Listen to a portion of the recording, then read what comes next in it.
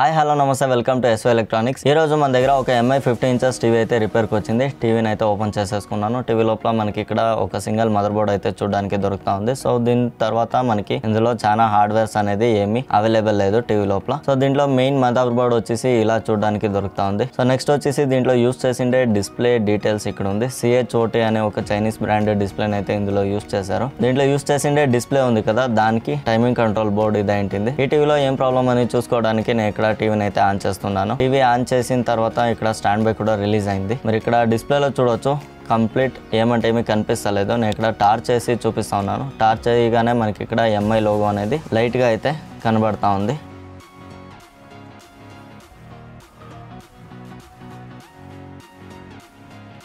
ఇక్కడ light of చేస్తే మనకి ఏమంటే ఏమీ కనిపిస్తలేదు. మళ్ళీ నేను లైట్ ఆన్ చేసి చూపిస్తా ఉన్నాను. ఇక్కడ ఆండ్రాయిడ్ బూట్ లోడర్ కూడా మనకి ఇక్కడ స్టార్ట్ అయింది. సో దీన్ని బట్టి మనకి ఇక్కడ ఆల్మోస్ట్ ప్రాబ్లం అనేది కన్ఫర్మ్ అయిపోయింది. ఇందులో బ్యాక్లైట్ ఇష్యూ అనేది. సో బ్యాక్లైట్ లో ఏం ఇష్యూ అని చూసుకోవడానికి టీవీని అయితే ఓపెన్ చేసుకోవాల్సి ఉంటుంది. కంప్లీట్ టీవీ ఓపెన్ చేయాలి అంటే ఇక్కడ సైడ్ లో మనకి స్క్రూస్ ఉన్నాయి కదా, ఈ స్క్రూస్ సైడ్ బీడింగ్స్ లో అంతా మొత్తం ఉంటాయి. ఈ స్క్రూస్ అన్ని ఓపెన్ చేసుకోవాల్సి ఉంటుంది.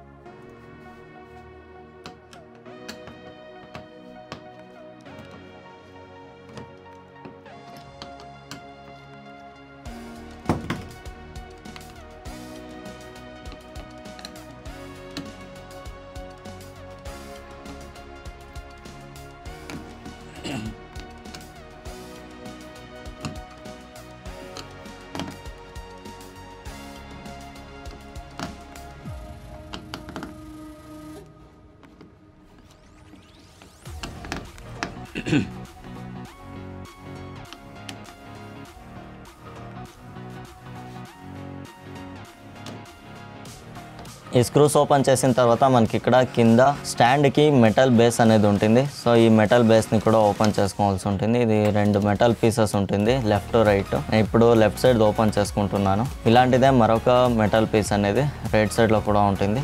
దీన్ని కూడా ఓపెన్ చేసుకోవాల్సి ఉంటుంది.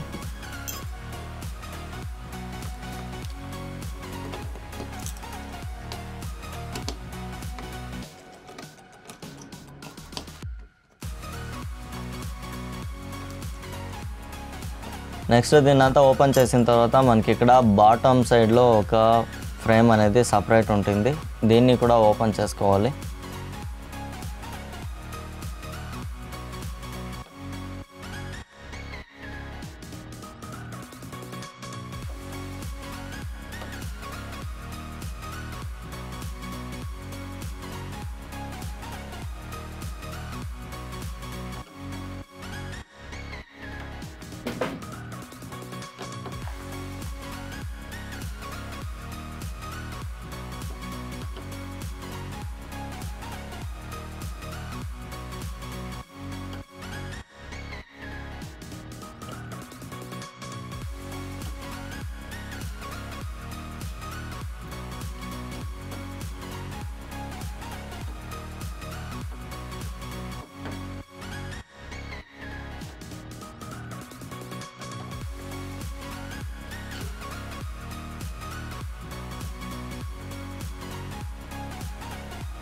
ఇవన్నీ మొత్తం ఓపెన్ చేసిన తర్వాత మనకి డిస్ప్లే, డిఫ్యూజర్ సీట్స్ అన్ని యూనిట్స్ అయితే ఓపెన్ అవుతాయి. ఇవంతా ఓపెన్ చేసిన తర్వాత ఫైనల్గా మనకి బ్యాక్ లైట్ ఇలా చూడడానికి దొరుకుతుంది.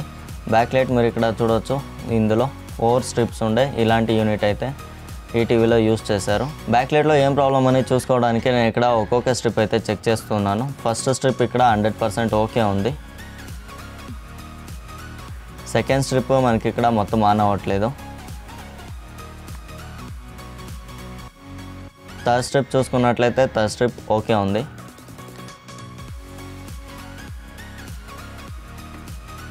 ఫోర్త్ స్ట్రిప్ కూడా ఇక్కడ 100% ఓకే ఉంది. సో ఈ సెకండ్ స్ట్రిప్లో ఏం ప్రాబ్లం అని చూసుకోవడానికి నేను ఇక్కడ ఇండివిజువల్గా ఒక్కొక్క ఎల్ఈడి అయితే చెక్ చేస్తున్నాను. ఇందులో ఆల్మోస్ట్ అన్ని ఎల్ఈడీస్ ఓకే ఉన్నాయి. బట్ అయితే ఇక్కడ మనకి ఒక ఎల్ఈడిలో డిఫెక్ట్ అయితే దొరికింది. ఈ ఎల్ఈడి అయితే మనకి డిఫెక్ట్ దొరికింది. ఈ ఎల్ఈడి వచ్చి ఆన్ అవుతలేదు. సో దీని పక్కన ఉన్న ఈ సెకండ్ ఎల్ఈడి కూడా ఆన్ అవ్వట్లేదు. నెక్స్ట్ ఈ ఫస్ట్ ఎల్ఈడి మాత్రం ఆన్ అవుతా ఉంది. సెకండ్ అండ్ థర్డ్ ఎల్ఈడిలో మనకి ఇక్కడ ప్రాబ్లం అయితే చూడడానికి దొరుకుతూ ఉంది. ఇలాంటిది బ్యాక్లైట్స్ ఇష్యూ అనేది వచ్చినప్పుడు ఆ ఒక ఎల్ఈడి 2 ఎల్ఈడీలు పోతే మనం ఆ ఒక 2 ఎల్ఈడీలు చేంజ్ చేసి రిపేర్ చేయలేము. ఎందుకంటే దీనికి ఏమేమి రీజన్ అనేది నేను వేరే చాలా వీడియోస్లో అయితే ఎక్స్ప్లెయిన్ చేశాను. మీరు ఆ వీడియోస్ కూడా చెక్ చేసుకోవచ్చు. సో దానికోసం ఇందులో మొత్తం యూనిట్ అనేది ఒకేసారి మనం చేంజ్ చేసేస్తాము. ఒకసారి మొత్తం యూనిట్ చేంజ్ చేసిన తర్వాత 3 to 4 years మనకి ఎలాంటి ప్రాబ్లం లేకుండా లాంగ్ లైఫ్ అయితే నడుస్తుంది. సో దానికోసం నేను ఇక్కడ మొత్తం ఎల్ఈడీస్ అయితే తీసుకొచ్చి నేను ఇక్కడ అన్ని ఎల్ఈడీస్ అయితే కనెక్షన్స్ చేసుకుంటున్నాను.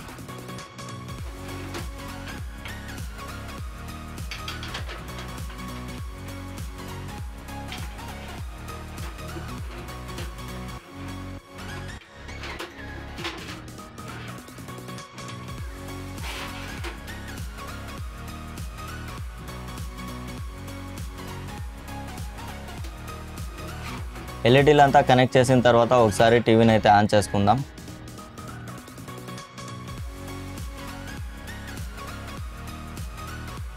నేను ఇప్పుడు స్టాండ్ బై అయితే రిలీజ్ చేశాను.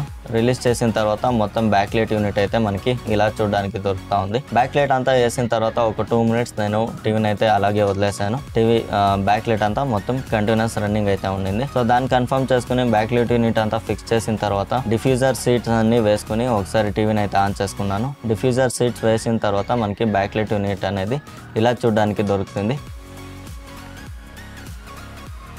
ఈ లైట్ సహాయంతోనే మనకి డిస్ప్లేలో అనేది పిక్చర్ బయటికి అనేది తెలుస్తుంది. డిస్ప్లేలో పిక్చర్ ఎప్పటికప్పటికి జనరేట్ అవుతూనే ఉంటుంది. సో దాంట్లో మనకి పిక్చర్ అనేది బయటికి రావాలంటే ఈ బ్యాక్ లైట్ అనేది 100% కావాల్సి ఉంటుంది. ఈ బ్యాక్ లైట్ డిఫెక్ట్ అయితే డిస్ప్లేలో పిక్చర్ అనేది మనకి బయటికి కనబడదు. సో ఇప్పుడు మొత్తం టీవీని అనేది ఫిట్ చేసేసుకున్నాను. మీరు ఇక్కడ చూసారు కదా ఎంఐ లోగో వచ్చింది.